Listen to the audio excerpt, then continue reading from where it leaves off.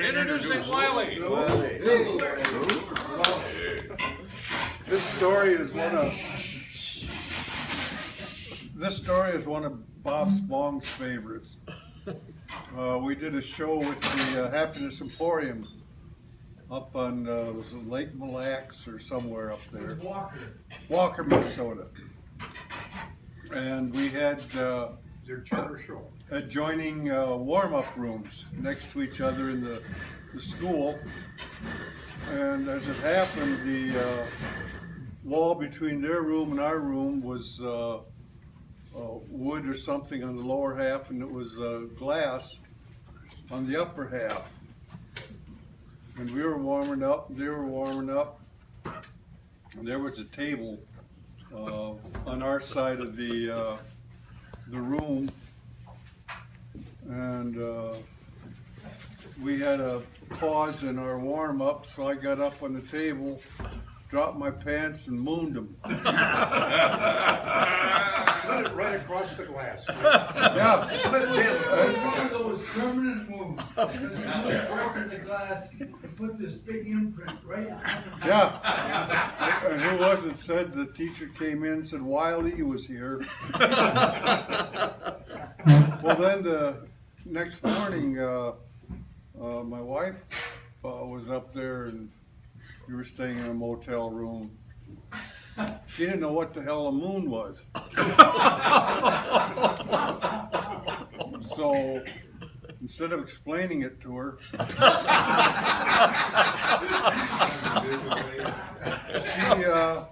she was in the bathroom on the stool, and I opened up the door and stuck in my bare ass and said, "This is a moon." Great. Did you appreciate it? I think you can see why Wiley never talked much on stage.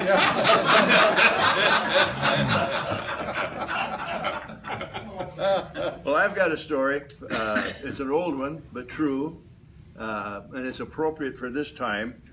16 years ago, I visited a seniors chapter of Barbershoppers in Mesa, Arizona, and I bumped into Don Chalman. Now, I'd seen him around a lot with the Night Howls, and I knew who he was, but we talked a little bit and got together with the two directors, and we did some singing, enjoyed it. So we had a few rehearsals, and in 3 weeks, we had our first performance. During that performance, Chalman steps forward and starts to introduce the quartet with a few little funny things once in a while, in his opinion. and he gets to me and he says, and at bass we got Norm DiCarlo. He's from Minneapolis. And after the performance, I got him off to the side. I said, Don, we're a long ways from home. Nobody knows me, and they don't know Norm DiCarlo. I said, so it isn't funny. And he looks at me the longest time. He said, aren't you Norm DiCarlo? That's a good story. story. And I said, no, I'm Norm Wolfe. He said, I don't think I know you.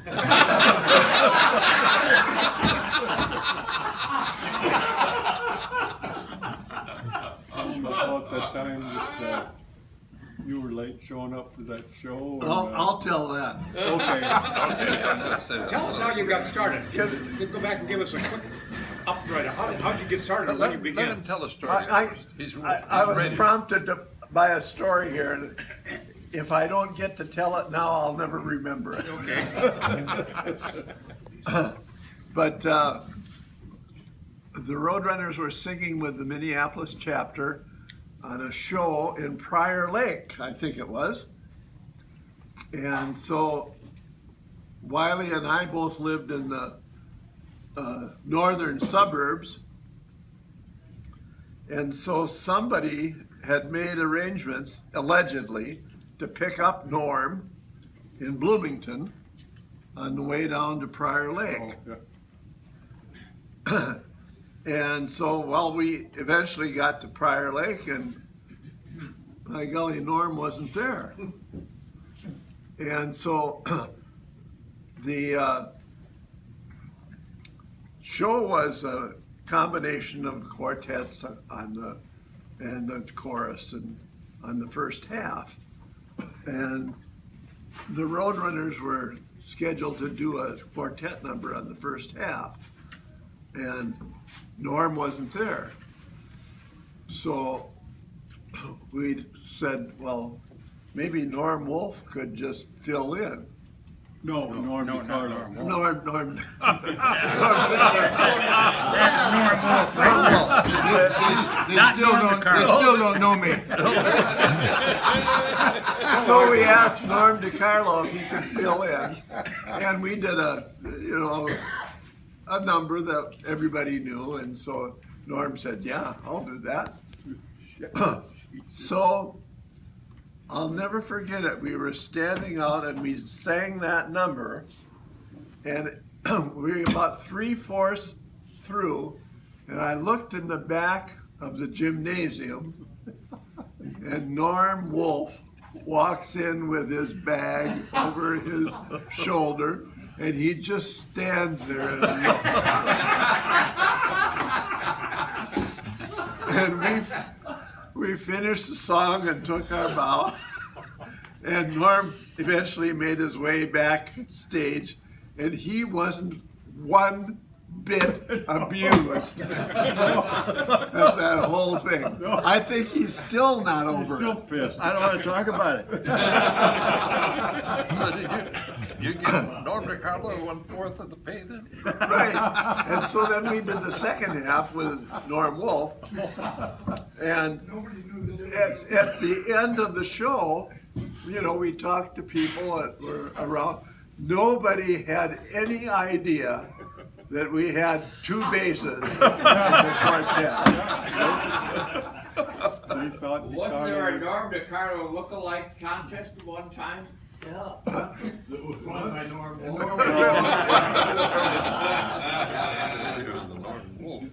I had a picture on my refrigerator of when we roasted Jim Richards, and it was me up there.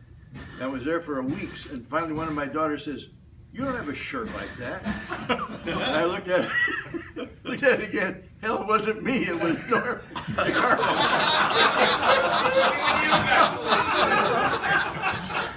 I didn't even know me. Funny. Believe me, there's only one you. Oh dear. Well, at least we see you, Norm. We don't see Norm DiCarlo anymore. Oh, that's I We noticed can't that. confuse you. So again, how did you get together? Well, we all belong to the Minneapolis. Norm and I belong to the Minneapolis chapter, and we had sung in another quartet that we formed. Norm sang bass, and I sang baritone or tenor, I don't know which. Jim Johnson sang lead, and Placed it. Dick Placet sang baritone. And we sang for a couple of years, and then we thought that we'd like to try something a little different because we weren't very successful in the contest. And so Norm and I decided we'd look for a different lead and a different baritone. And Ron Strong had just moved up from Rochester, and we tried him, and we kind of liked, he had a lot of gusto in the lead voice, and then we were looking for a baritone. So we tried out different baritones, and we tried Don Sant, and we thought that might work, and Don was willing to rehearse with us, but he'd had enough experience with the hot floor, so he didn't want to go through all of that again. My wife probably did. And so then I was in charge of giving a little rehearsal audition to new members at that time. And so if a new guy came in and I had the job of listening to him sing and trying to place his voice in the proper baritone or lead or bass or whatever. And this kid came in from Iowa, and he sang, and I asked him what his background was. Well, he was a music major from the University of Iowa. So I perked right up at that. And said that, how would you like to sing with the quartet? We're trying to get one organized. And so he was willing to do that, and we had a couple of rehearsals, and away we went. We liked him. Well, you damn well should have. Did you start as a comedy quartet, or did you? No, not at all. You weren't the Roadrunners, were you? No. Yeah, we were the Roadrunners. That was the first name, huh? Yep. And then we got Richard Dick as a coach and sang. First time we really sang was in the contest that fall. In Bloomington, right? 70. Yeah. In Bloomington, yep. 72. Yeah, I remember you won. At the and I Radisson remember South. When you tried to, when you were asked to do acceptance song, but you got about halfway through it, got the words or something. Yep.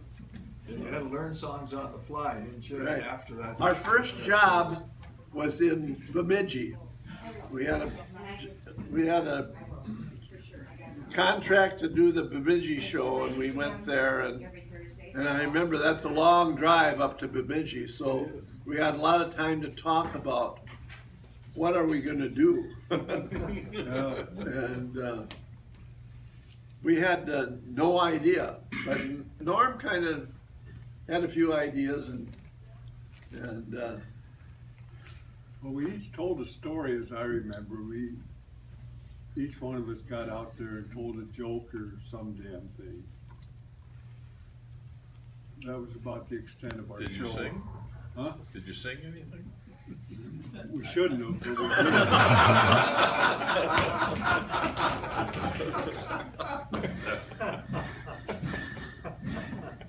Thank you. I'd like to know, Wiley, have you walked through any screen doors lately? Well, you had to bring that up. We had a get together at Doc's house in Golden Valley, and we were out on his deck pounding down beer, or at least I was pounding down beer. And I decided to go in and get another beer, and I turned around and walked right into the damn screen door. Bent the thing into a U. Didn't even see it. Was that the one I was wearing, that goofy Superman uniform? I think it was. Wow. Were you sober? Huh? Well, hell, when was I ever sober?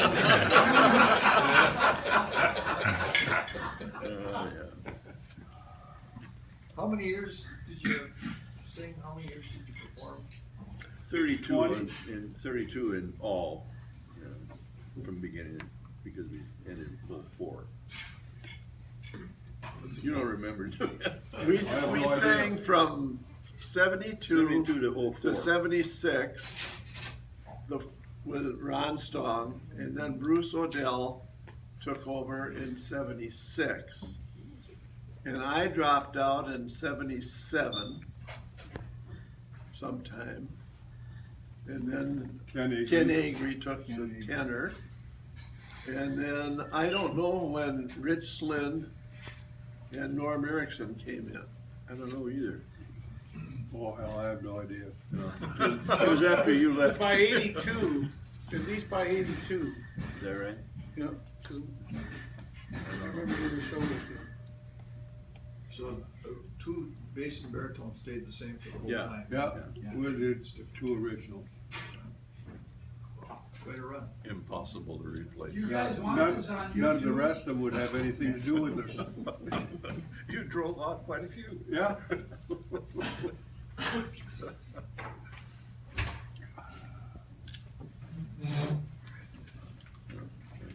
about it.